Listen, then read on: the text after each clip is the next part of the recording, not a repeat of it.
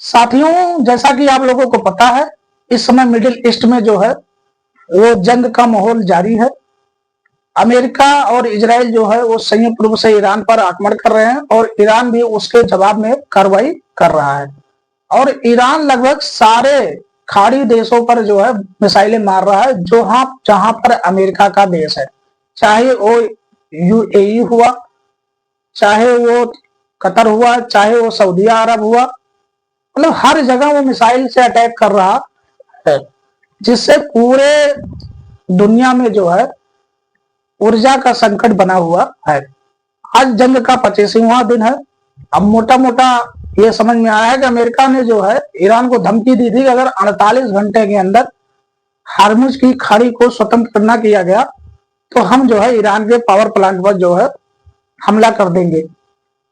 और उसका आज 48 घंटे जो है पूरा भी हो गया। और उसके पहले वो ट्रंप जो था वो पागल हो गया और वो खुद आगे ये कह रहा है कि अब 5 दिन के लिए हम ईरान पर आक्रमण नहीं करेंगे, सीज फायर है 5 दिन का, मतलब 5 दिन तक हम कोई अटैक नहीं करेंगे।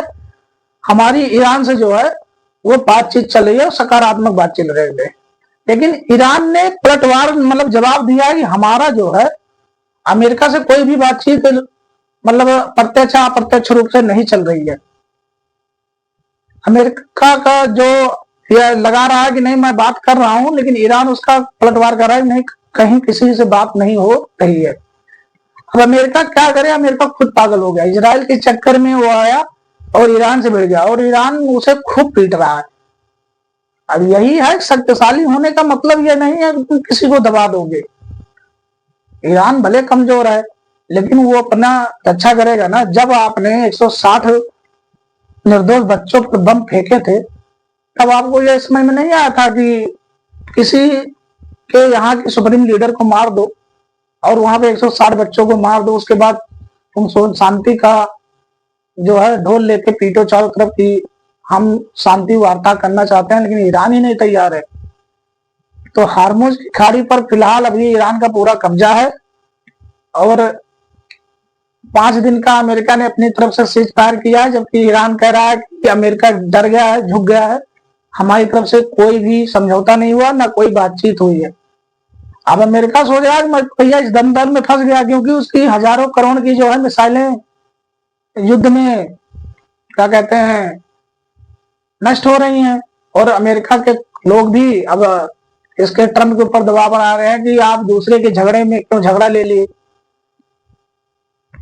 तो कुल मिलाकर अब देखो आने वाले 5 दिनों में क्या होता है, क्योंकि अमेरिका के ऊपर ईरान भरोसा नहीं करना चाहता ना। ईरान को भी पता है अमेरिका किसी का भी नहीं है, वो कब अपनी बात से पलटी मार जाएगा इसका कोई भरोसा ही नहीं है। तो इसीलिए ईरान जो है कह रहा है कि अब हम तभी समझौता करेंगे जब ये लोग मतलब एक पूरी गारंटी दें कि इजराइल और अमेरिका कभी भी ईरान पे युद्ध नहीं करेगा, और प्लस जो भी नुकसान हुआ है ईरान को युद्ध में उसकी भरपाई अमेरिका करेगा, इजराइल करेगा, तभी कुछ बात बन सकती है। लेकिन ये ट्रंप जो है एकदम भरोसे लायक नहीं है। मैं पहले भी कह रहा हूँ ट्रंप एकदम भरोसे लायक नहीं है। ये कब बदल जाएगा, कब फिर से बम मारने लगेगा, कोई पता नहीं है। लेकिन मैं सराहना करूंगा ईरान का कि संसाधन की कमी होते हुए भी जिस तरह से उसने इजराइल और अमेरिका को धूल चटाई है उसको इतिहास में याद रखा जाएगा। खूब पीटा है अमेरिका वालों को। अमेरिका खुद चाह रहा है कि अब समझौता हो जाए, खुद फंस गया है। अगर ईरान का सपोर्ट और उसके साथी देश करते तब वो क्या करता अमेरिका का भगवान ही जाने। फिलहाल सही है, ज्यादा शक्ति हो गई तो इसका मतलब ये नहीं कि आप जहां पाओ वहां कब्जा कर लोगे। अब देखा जाएगा 5 दिनों में क्या होता है।